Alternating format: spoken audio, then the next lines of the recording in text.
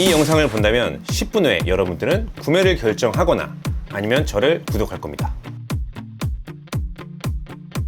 포켓3가 확실히 좋아 보이지만 액션캠과 비교해서 결정을 못하고 있으신가요? 장점도 많지만 단점도 꽤 있는 카메라이기 때문이죠. 여러분의 10분 제가 책임지겠습니다. 이 영상 하나로 고민하는 시간은 삭제하고 여러분의 멋진 추억을 담을 카메라를 만날 시간을 앞당겨보세요. 그럼 오즈모 포켓3 주인공을 만나러 가실까요? 안녕하세요 여러분, 코앙입니다. 코앙, 이번 영상으로 포켓3 영상은 더 이상 찍지 않을 거예요. 이것보다 확실한 영상은 나올 수 없으니까요. 그만큼 고민을 하시는 분들께 이 장단점을 확실하게 구분하여 만든 영상이라는 점 참고해 주시고 집중해 주세요. 포켓3는 장점이 많은 카메라지만 그에 비례하게 단점도 많은 카메라예요. 아마도 이 카메라를 고민하시는 분들은 이 액션캠이나 1인치 센서를 탑재한 똑딱이 카메라와 비교를 많이 할 것 같은데요. 출시하자마자 구매해서 약 7개월간 실사용하며 확실하게 느낀 이 액션캠과 똑딱이 카메라 대비 포켓3의 장단점을 하나씩 말씀드릴게요. 우선 제가 포켓3를 선택한 이유는 이 정도 크기의 카메라에서 이런 고퀄리티 화질의 영상을 촬영할 수 있다는 거에서 큰 매력을 느꼈습니다. 무려 1인치 센서가 탑재됐고요. 쉽게 설명하면 우리가 흔히 사용하는 액션캠들, 이 최상위 플래그십 스마트폰에도 1인치 센서를 탑재한 카메라가 없어요. 이 이미지 센서가 크기 때문에 더 많은 빛을 받아들일 수 있게 되고 화질이 좋아지는 건데, 밝은 곳에서 그리고 스마트폰처럼 작은 화면에서는 크게 차이가 안 나 보여도 이 어두운 곳, 그러니까 저조도 환경에서는 확실한 차이가 발생합니다. 더 밝게 찍을 수 있고 그만큼 자글자글한 노이즈도 적거든요. 빛이 많이 없는 실내에서 촬영을 하거나 어두운 저조도 환경에서 촬영할 때 액션캠이랑은 확실한 차이가 발생합니다.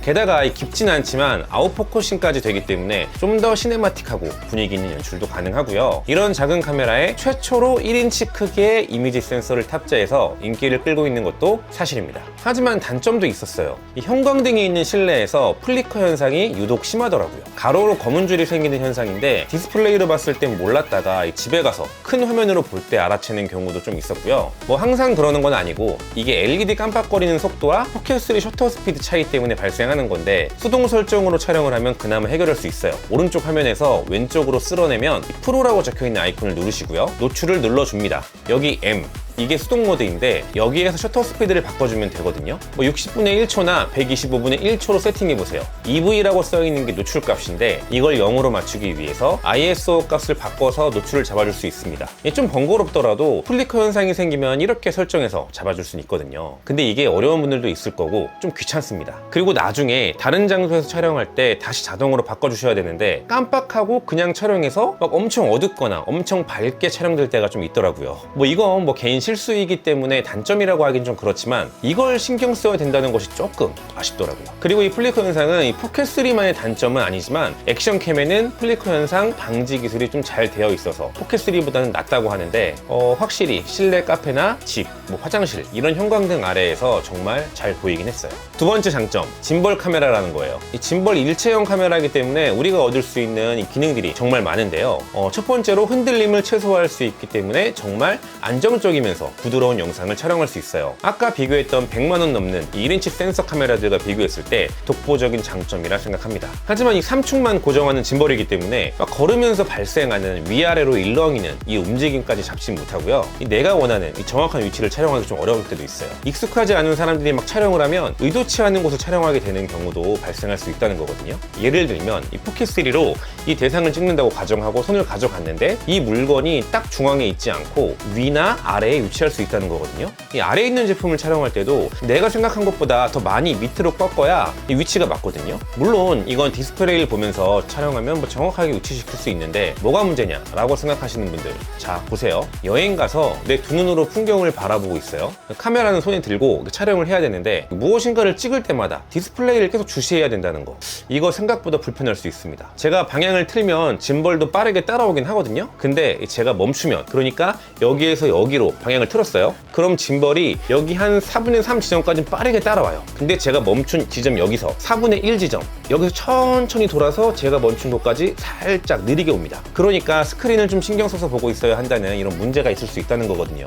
물론 이건 현재 제가 어딘가를 향한 위치, 여기에서 버튼 2번 클릭을 하면 정확하게 정면을 바라볼 수 있거든요. 근데 이게 누군가에게 촬영해달라고 부탁을 할 때 이러한 문제점을 알려주고 버튼 2번 눌러라, 뭐 혹은 조이스틱으로 조정하면 된다 라고 말하면 되긴 하지만 좀 걱정되는 마음이 생겨서 이 찍어달라는 말을 잘 안 하게 되더라고요. 또 다른 해결책으로는 이 짐벌을 틸트 모드로 고정해두면 이 카메라를 막 움직이더라도 딱 정면만 바라보고 있기 때문에 제가 정해놓은 화각대로, 그러니까 촬영하는 사람이 막 손을 흔들면서 촬영하고 대충 찍어도 이 고정된 장면이 촬영은 될 거예요. 그렇지만 뭐 하늘을 찍고 뭐 땅을 찍고 싶고 이럴 때 또 틸트 모드에서 팔로우 모드로 바꾸고 이런 게 좀 어렵지 않을까요? 한마디로 잘 모르는 사람에게는 조작이 조금 어렵고 익숙해질 시간이 필요하다. 하지만 이런 불안함을 위해 또 하나 있는 기능이 얼굴 인식 액티브 트래킹입니다. 상대방에게 카메라를 주기 전에 내 얼굴을 트래킹해 놓은 상태로 야, 들고만 있어줘 하고 촬영을 맡기면 해결되긴 해요. 지금 내가 나 트래킹 해놨거든.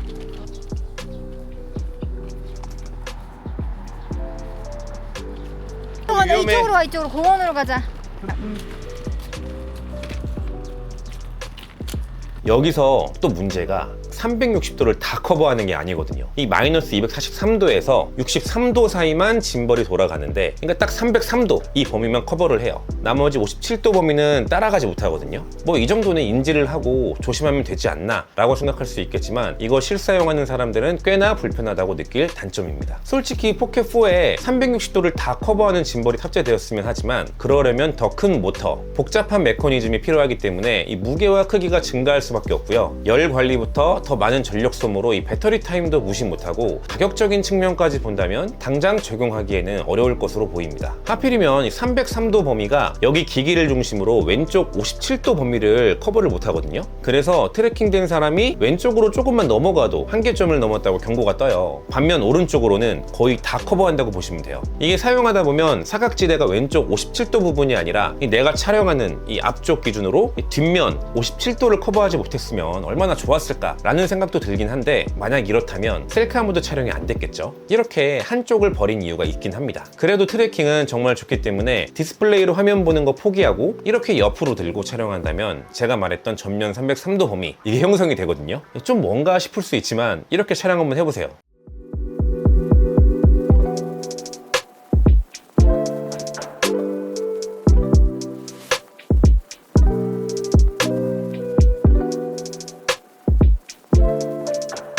익숙해지면 좋습니다. 어쨌든 이 짐벌 회전 한계점, 단점이라고 표현은 했지만 액션캠에는 아예 있지도 않은 기능이고요. 이 한쪽에 세워놓고 촬영을 할 때 스마트폰 연동 후에 내 움직임을 다 포착할 수 있다는 건 확실한 포켓3의 장점이었습니다. 스마트폰 연동이 한 번만 설정해 놓으면 연결되는 시간이 굉장히 짧아서 스마트폰으로 조작하면서 촬영하기도 좋거든요. 또 하나, 이 짐벌이라 좋은 건 카메라를 들고 촬영하는 게 좀 부끄럽다 생각하는 사람에게도 유용합니다. 손을 움직이면서 방향을 틀지 않더라도 조이스틱으로 짐벌을 돌려서 가만히 있는 상태에서 넓은 범위를 촬영할 수 있거든요. 액티브 트래킹 모드는 정말 많은 개선이 되었는데, 제가 전에 테스트한 영상이 있으니 어느 정도 수준인지 궁금하신 분은 댓글에 영상을 달아놓을 테니 확인 한번 해보시고요. 세 번째 장점은 마이크 성능입니다. 요새 액션캠들도 마이크 성능은 다 뛰어나긴 하지만 포켓3 기본 마이크 성능도 아주 좋거든요. 하지만 장점으로 뽑은 이유는 따로 있어요. 바로 크리에이터 콤보로 구매했을 때 이 딸려오는 DJI 마이크 2 때문이에요. 아빠가 집 만들어 볼게. 와, 아빠 되게 귀여운 집이다. 그지? 언니 생일 축하해. 오늘 저기 보고. 하루 끝까야.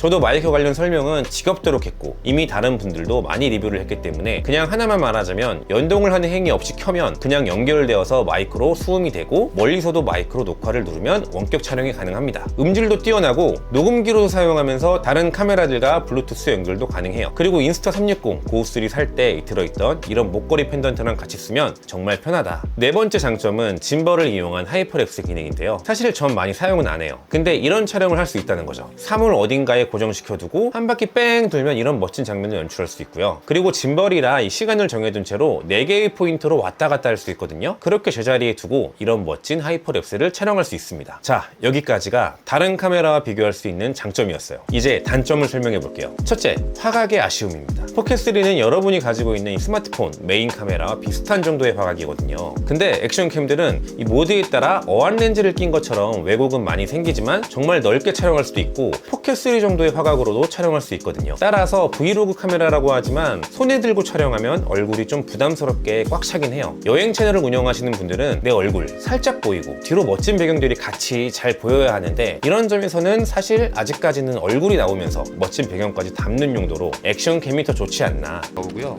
여기에 이제 광각 렌즈까지 끼면은 더 넓게 찍을 수 있는데 일단 기본적으로 이 정도 나온다 생각하면 될 것 같습니다. 근데 이렇게 너무 피고 있으면 팔이 아프단 말이에요. 그럼 보통 원래 한 이 정도에 두고 해야 되는데 이거 브이로그 찍기에는 화각이 좀 아쉽다. 그리고 액션캠은 셀카봉들이랑 같이 결합해서 이렇게 사용하면 안 그래도 넓은 화각에서 정말 더 넓게 촬영할 수 있거든요. 포켓3는 셀카봉에 결합해서 촬영하는 건 추천하지 않습니다. 그래도 좋은 건 확대 기능이 있다는 건데요. 4K에서는 2배, FHD에서는 4배를 지원하지만 디지털 줌이라 화질 열화가 생기기 때문에 전 거의 안 쓰긴 해요. 그리고 두 번째로 수중 촬영이 불가합니다. 방수 지원을 안 해요. 여기 메모리 카드가 돌출되어 있는 것만 봐도 물 들어가면 큰일 날 것 같죠? 그렇다고 수중 케이스가 있어서 사용할 수 있는 것도 아니에요. 따라서 휴양지에 놀러가서 물놀이를 할 때 포켓3는 제 기능을 다 못한다. 물에 들어가지 않는다면 저 멀리 세워두고 액티브 트래킹 틀어놓은 다음 물놀이하는 모습을 촬영하는 목적으로는 좋지만 이 워터파크나 물속에서 촬영할 목적이라면 아예 챙겨 다닐 수도 없는 그런 카메라가 돼요. 이런 용도라면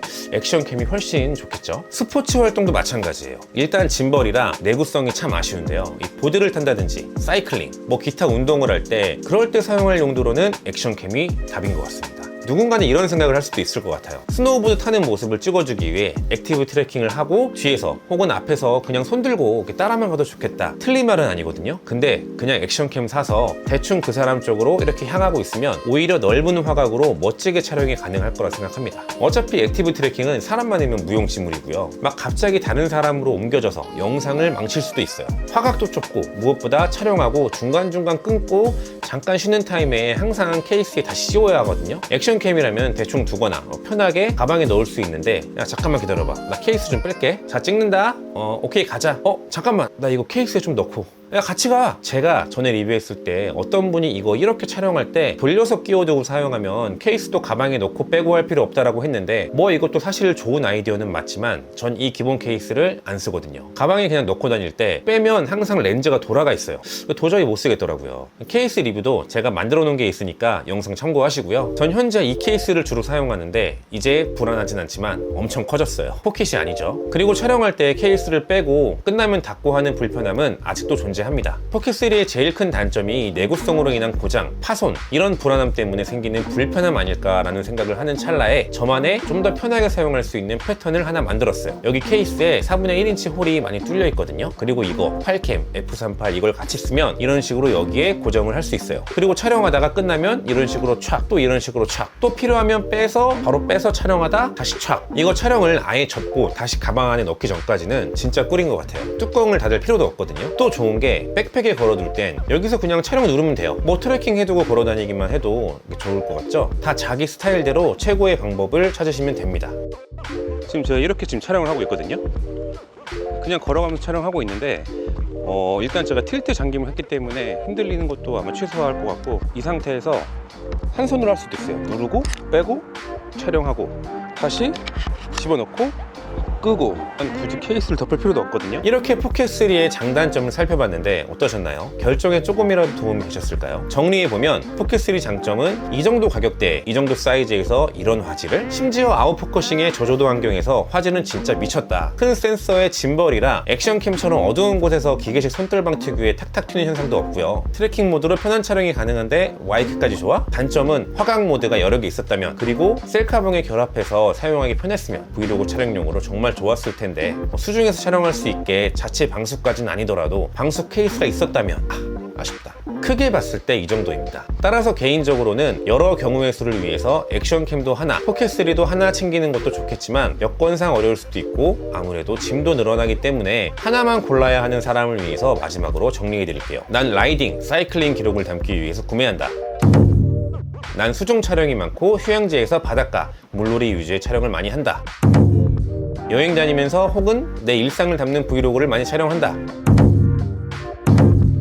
여러분, 이미 여러 리뷰들을 보셔서 비슷한 내용도 많겠지만 진짜 제가 사용하면서 느낀 장점과 단점을 다 얘기해봤고 내가 만약 이런 경우라면 어떤 카메라를 사용할까 고민을 하며 만든 영상입니다. 저 이 채널에 올리는 영상 하나하나 만들 때 대충 만들지 않고 정말 최선을 다해 만드는데 여유가 되신다면 구독 한번 누르셔도 후회 안 하실 거예요. 앞으로 계속 이런 느낌의 영상 올릴 거거든요. 제가 7월 말에 푸꾸옥에 가게 되었는데 그때 인스타360 원 X4를 대여를 하든 아니면 뭐 구매를 하든 해서 놀러 가려 하거든요. 그리고 액션캠도 하나 가져가서 진짜 멋진 소형 카메라 리뷰를 준비해 볼 생각이니 기대해 주시면 감사하겠습니다. 긴 영상 시청해 주셔서 감사합니다. 더 좋은 영상으로 찾아오겠습니다. 감사합니다.